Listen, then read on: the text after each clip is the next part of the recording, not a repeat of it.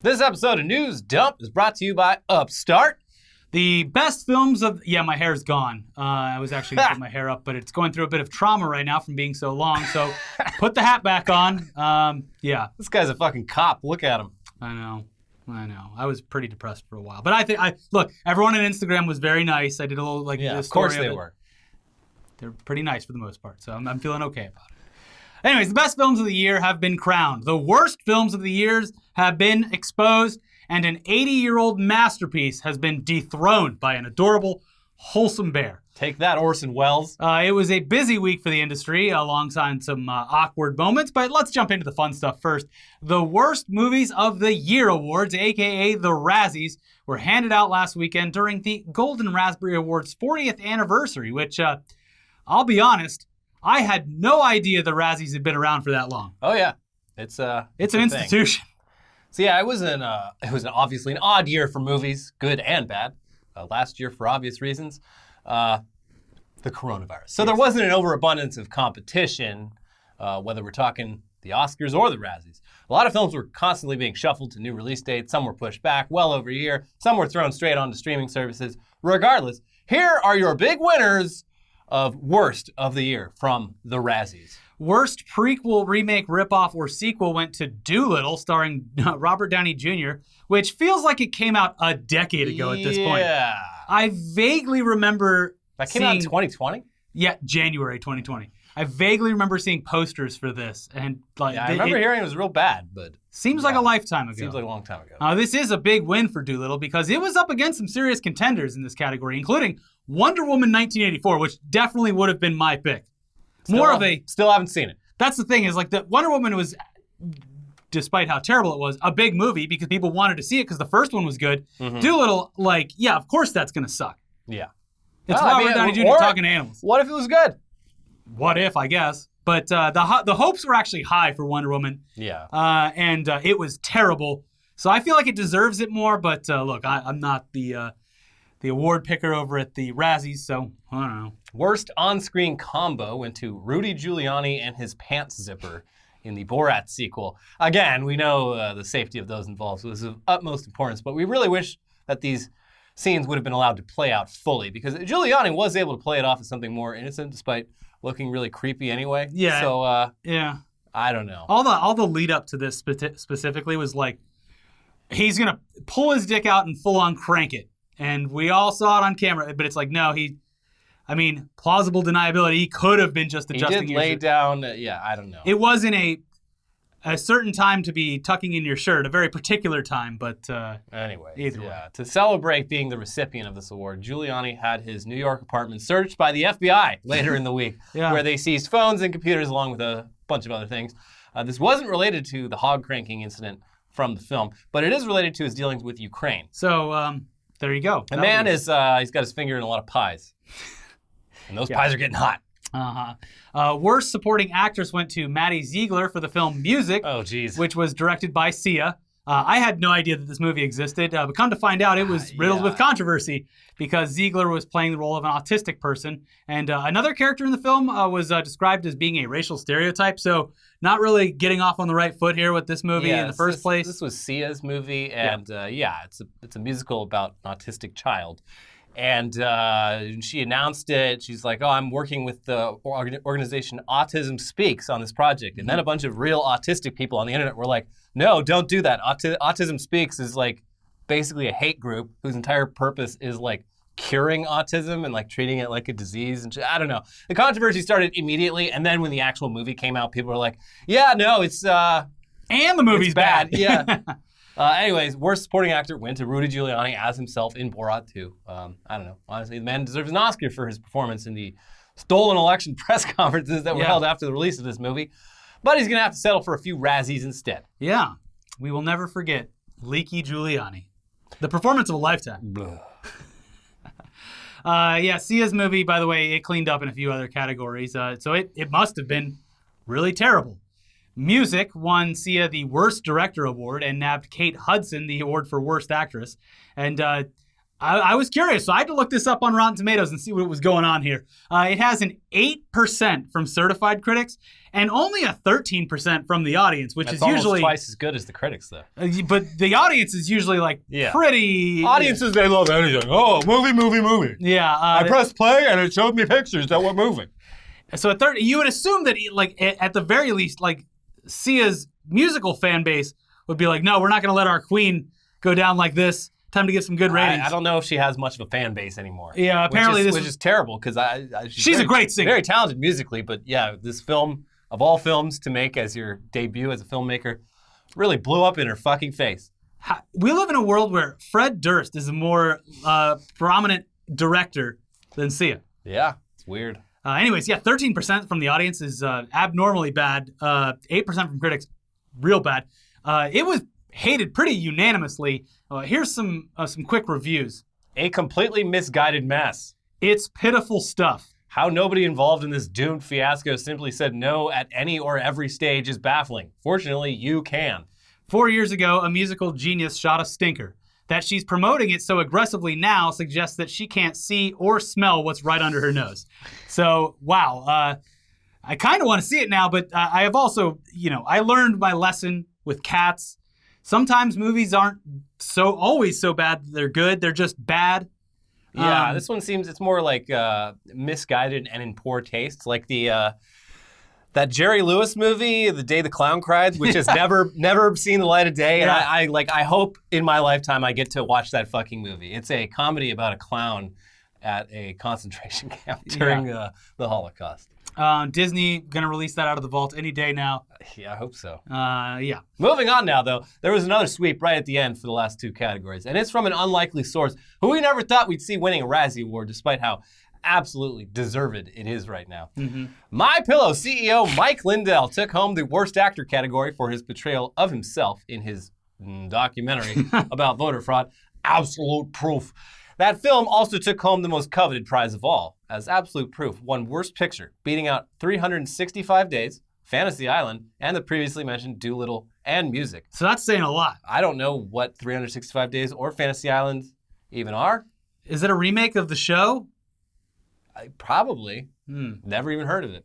Oh, in other Mike Lindell news, if you care, he appeared on Jimmy Kimmel Live this week in person for an extended interview, and it's mostly just kind of awkward, and nothing new really came out of it. But we will leave a link to it down in the description in case you're interested in checking it out. The man's kind of a broken record at this point. Yeah, nothing really new came out of it. He definitely went in there with the full intention of being able to take away any criticism by talking about his charitable work of getting people sober off of crack cocaine and other substances. The way it works is I come and I take their crack away from them and I put it in a secure place in my bathroom. It's safe.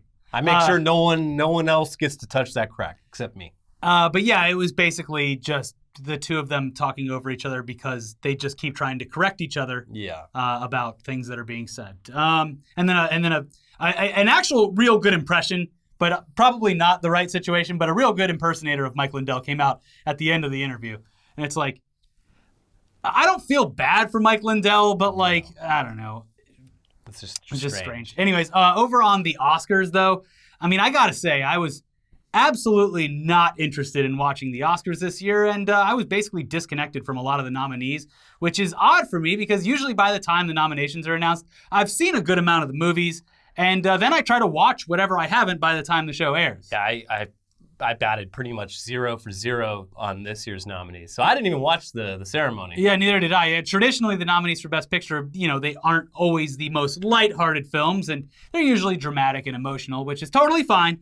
But on a personal level, specifically last year, I didn't really want to watch anything like that. I didn't want to watch anything that would bring me down lower than I already felt. Yeah. The world was doing a good enough job at that, so kind of just skipped it. There were a couple where I'm like, yeah, kind of looks good, but I watched Minari last night, and it was good. Cool. I liked it. But yeah, it's an Oscar movie.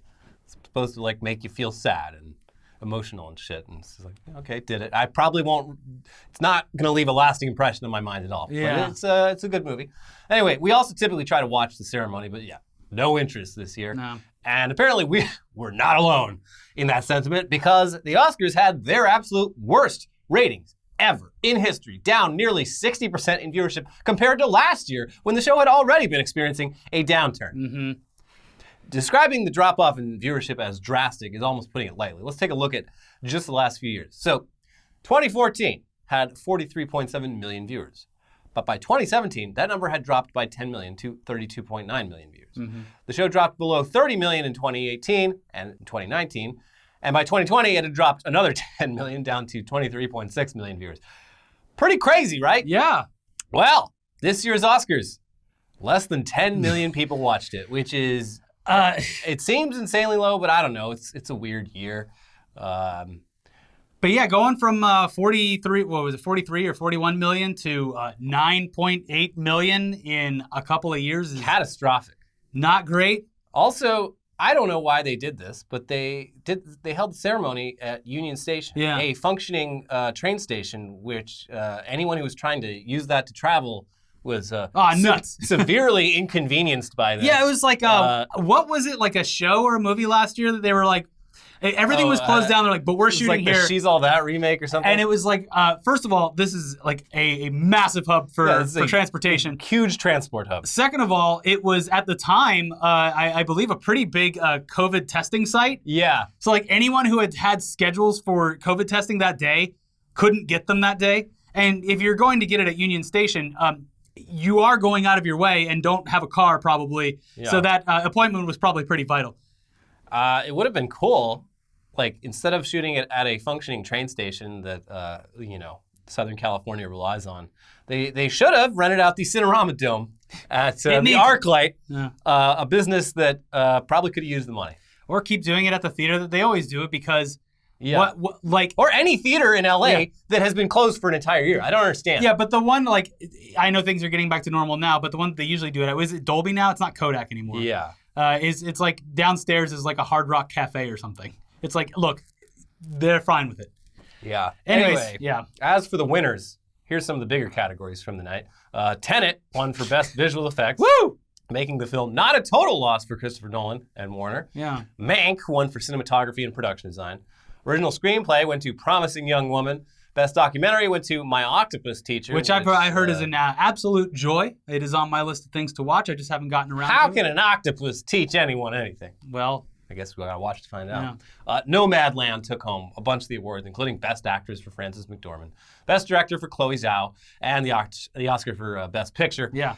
You would assume that the Best Picture would be the final category that we talk about. It's the biggest award of the night. You want to save the best for last, and then you read that off and everyone goes home, and that's it. Wouldn't want to mix things up and create a false sense of anticipation for something that somehow ends up not happening and makes everyone leave feeling pissed off and depressed about something they thought they were over already. If the Oscars have been consistent with anything over the past half decade as their viewership has declined, it's that something terrible always happens right at the end. Yeah. Like when they switch the winners. Oh, that was the best. Yeah. But look, we didn't mention Best Actor yet. That's so strange, right? And that's also how it went down at the Oscars this year for some reason, putting it after Best Picture. And that led many to believe that this was being done in anticipation of Chadwick Boseman posthumously winning the award for his role in Ma Rainey's Black Bottom, which he'd already done at the Golden Globes, Critics' Choice Awards, and Screen Actors Guild Awards. So, by all accounts, great role. Definitely teeing it up for a win here. Mm-hmm. Why else would you switch the categories around? It seemed strange. Obviously, it was to honor a man who unfortunately passed away in the prime of his career to a horrible illness, while still able to give an award-worthy performance in a film that was praised by audiences and critics. That must be it. So everyone justifiably thought that big moment was coming. Only it wasn't. And it didn't. The award went instead to Sir Anthony Hopkins, who wasn't even at the ceremony, for his role in The Father. Yeah, now, to be fair, Sir Anthony Hopkins, great dude on and off the theater screen. Yeah. Great dude on Twitter and Instagram especially. Yeah, slaps. He was not in attendance because he was at home in Wales, where he's from, and he's in his 80s. So traveling internationally for an award show, probably not too high up on the list of plans, considering we're still in the midst of a pandemic. Yes. And he offered to zoom in. But this year's the Academy, they're just like, no, you have to be there or that's it. Like, no Zoom. No virtual. America's back, baby. But people were understandably shocked by this, and it was definitely strange. But I don't know, when hasn't the Academy fucked something up? Yeah. Anthony Hopkins did, however, speak about Boseman in his belated acceptance speech the next day when he woke up. He's like, what? What? They didn't give it to Chadwick Boseman? That's stupid. Wow. He said, I want to pay tribute to Chadwick Boseman, who was taken from us far too early, which was very nice. Nice of him to do. Yeah, and all things considered, I mean, it would have been great and probably justified for him to win the award. But I don't know. I haven't seen the movie. I don't know anything about it. But a lot of his family and friends came out and were just like, it's not a snub. He was honored. Like, he's an old man. This doesn't. No, not Anthony Hopkins. Chadwick Boseman. Oh. So it was just strange because of the fact that they switched the award around. It wouldn't have even been probably that big of a deal if it had been done normally. But it seemed as though it was happening in anticipation of this moment. Yeah, I didn't watch it, but I heard like even just like the way the camera like cut over to like Chadwick's family and shit like that, and it was just very awkward, very avoidable. All right, well, before we get into probably my favorite story of the week about one of the most famous and beloved films of all time, shoving some ancient garbage no one's ever heard of off the top spot after decades of domination, let's take a quick second to thank today's sponsor, Upstart. When it comes to paying off debt, it can often feel like an uphill battle. High interest rates resulting in minimum monthly payments keeps you in an endless cycle of debt. Upstart can help you get ahead.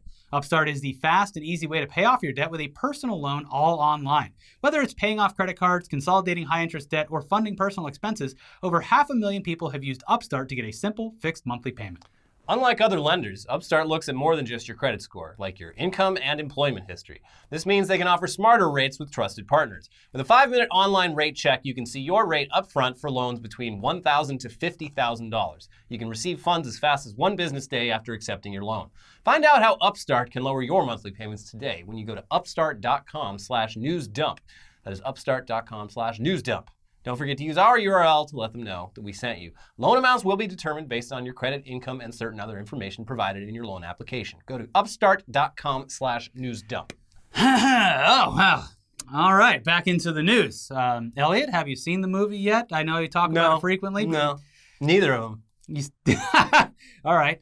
Well, it's good news, everyone. After being heralded as the greatest movie of all time since its initial release all the way back in 1941 when people didn't even know what they were watching. They just liked the fact that the pictures moved. Citizen Kane.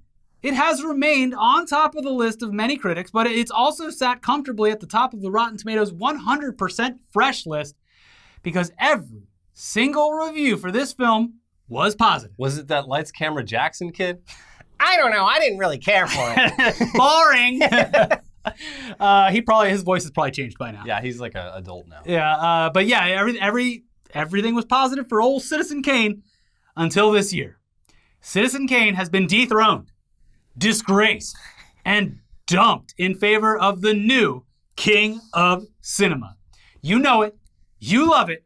The actual greatest movie of all time is Paddington 2. It's a huge win for Paddington and a huge win for sequels. Yeah, this Terminator 2, which isn't actually 100% rated, but the original, The Terminator, is actually a 100% movie. Mad Max Fury Road, I believe, is close to 100. Yeah. But look, Paddington 2. Toy Story 2. Yeah.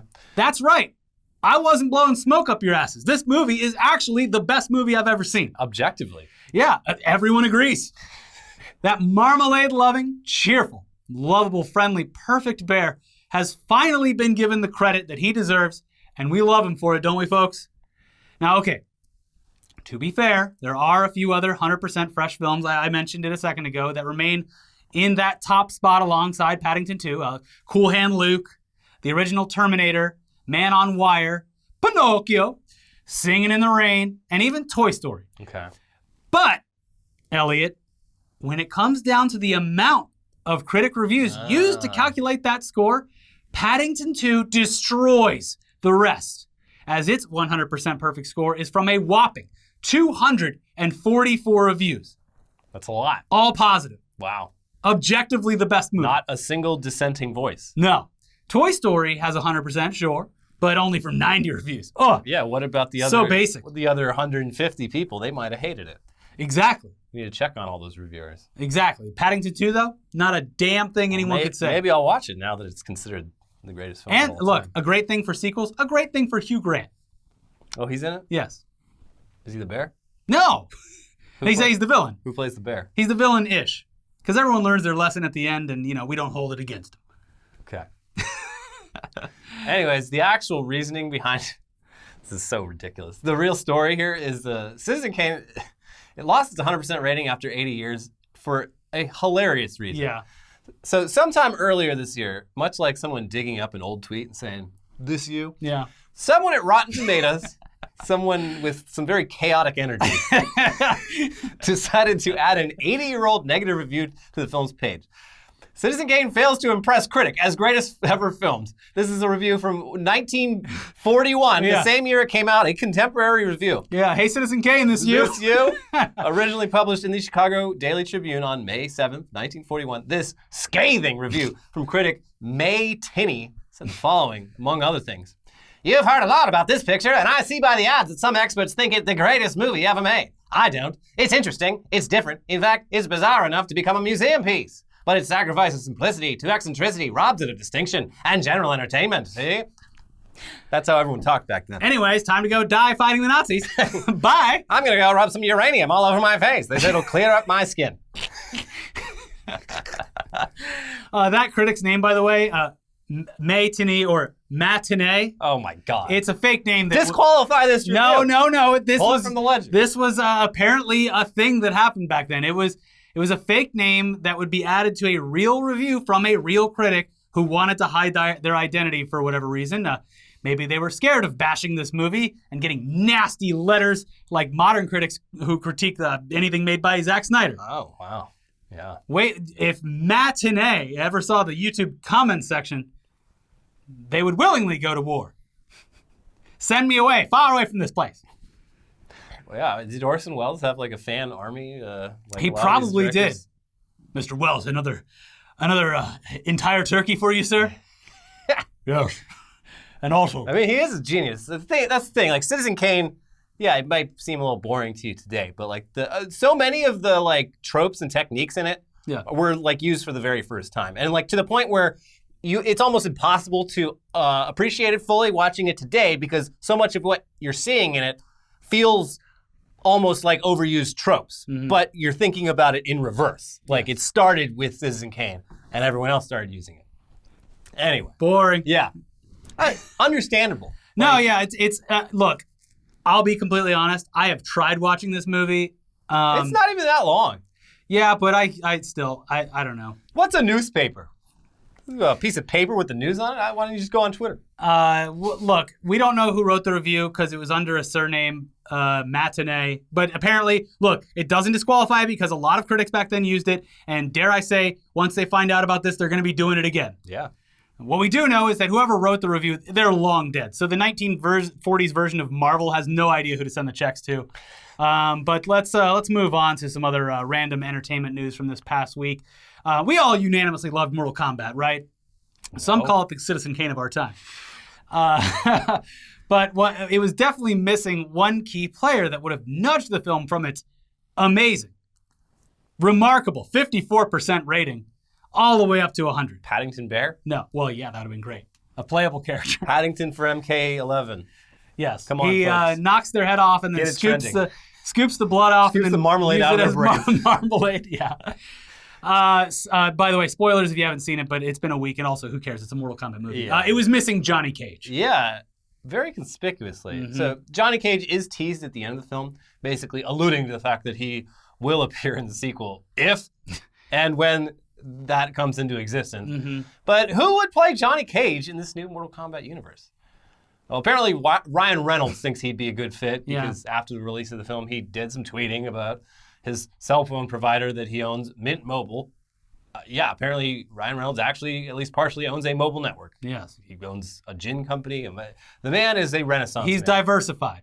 But he also decided to throw his hat in the ring by tweeting out an image of him as Johnny Cage in some retro Mortal Kombat graphics and mentioning certain casting rumors, which immediately convinced everyone that he was going to play the role. I mean, he'd be great in the role, but we're not exactly sure that Warner Brothers would be able to afford him, considering the first film probably isn't going to recoup its production costs.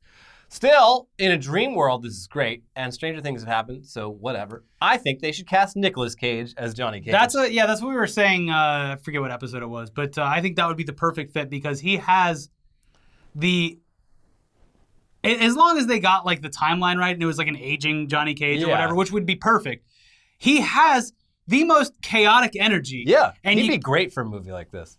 Exactly. And he's been doing a lot more low-budget stuff, but has been knocking it out of the park. And the actual Johnny Cage character, the name in the 90s. They copied the name from Nicolas Cage. This is destiny. Yeah.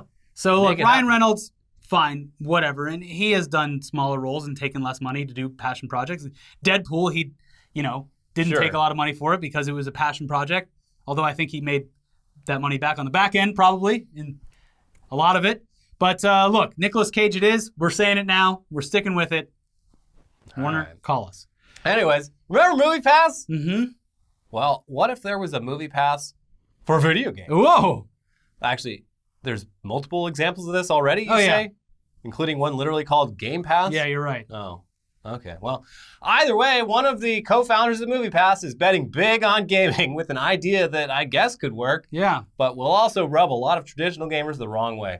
From The Hollywood Reporter, Moviepass co-founder Stacy Spikes revealed on Thursday his latest project, Pre-Show Interactive, a mobile app that offers gamers the ability to exchange their time spent engaging with branded content to unlock in-game currency without interrupting their playing experience. Oh. The currency that players unlock may be applied to many popular games across multiple consoles. Currently in beta, the company has closed $3 million in seed funding led by Harlem Capital, which will be used to expand its product and support new hires. $3 million, huh? Yeah.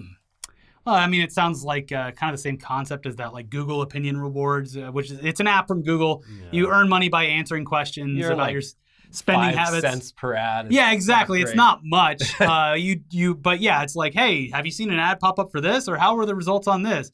But this is just engaging with brands or ads and paying you V-Bucks or whatever the equivalent of that for whatever game is. And sure, it's a concept. Not sure how many people would be into this. The return, like Elliot pointed out on interacting with ads, it's likely to be so low in even in-game currency that it would be negligible. But hey, look, the guys from Moviepass, they aren't out of ideas yet. And if anything, if it resembles the way that they burned money with Moviepass, like, all right, we'll just give you like 1,000 V-Bucks per ad. That's what I'm saying. They might actually pay out an exorbitant amount of gaming currency in order to gain users. Yeah. Like, well, he clicked the Keurig ad, so we gave him 10,000 V-Bucks. Yeah. What's the problem? Look, we'll find a way to profitability at some point. But for now, we got a big customer base bleeding us dry. He twisted the cap on the interactive Pepsi ad. Pepsi's happy. The gamer's happy. What's wrong? Oh, Harlem Capital's upset? Well, what's wrong? Maybe don't answer the phone next time they call. We'll figure it out. Anyway, finally today... Yeah. Since we've been talking about dumb YouTubers every other week or so on this show, let's do a dumb YouTuber story again.